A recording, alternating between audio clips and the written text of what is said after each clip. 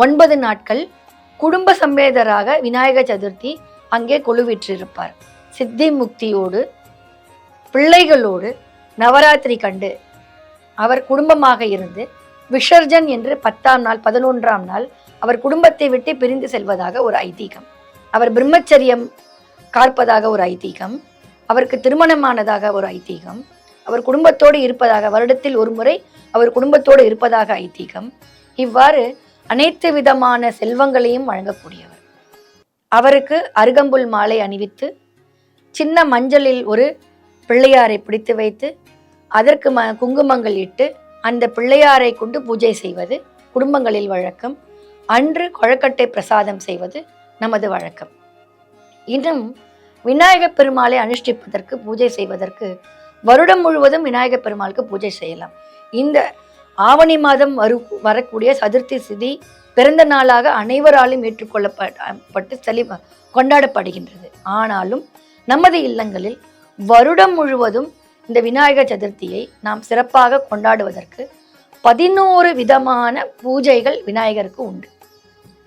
வெள்ளிக்கிழமை பூஜை, செவ்வாய்க்கிழமை பூஜை, சதுர்த்தி பூஜை, மாதந்தோறும் வரக்கூடிய சதுர்த்தி பூஜை, மாதந்தோறும் வரக்கூடிய சதுர்த்தி அன்று பூஜை செய்வது.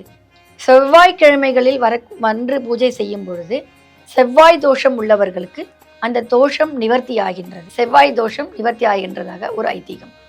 வெள்ளை பிள்ளையார் பூஜை என்று ஒன்று சொல்கிறார்கள். வெள்ளை பிள்ளையாரை வைத்து அது எருக்கம் பூவின் மூலமாக அவருக்கு மாலை தொடுவித்து அருகம்புல்லை வைத்து அவருக்கு மஞ்சள் மூலம் பிள்ளையார் பிடித்து வைத்து பூஜை செய்வது வழக்கம்.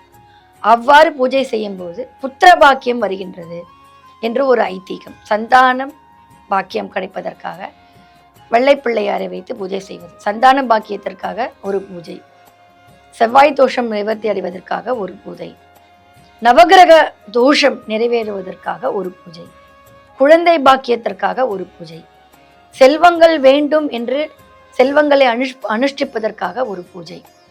அதாவது வளர்பிறை மட்டுமே கொண்டாடக்கூடிய காலகட்டத்தில் தேய்பிறை பௌர்ணமி முடிந்து தேய்பிறை காலங்களில் அவருக்கு பூஜை செய்வதன் மூலமாக நமக்கு இருக்கக்கூடிய தோஷங்கள் நிவர்த்தி அடைந்து செல்வங்கள் பெருகும் என்று ஒரு ஐதீகம் உண்டு.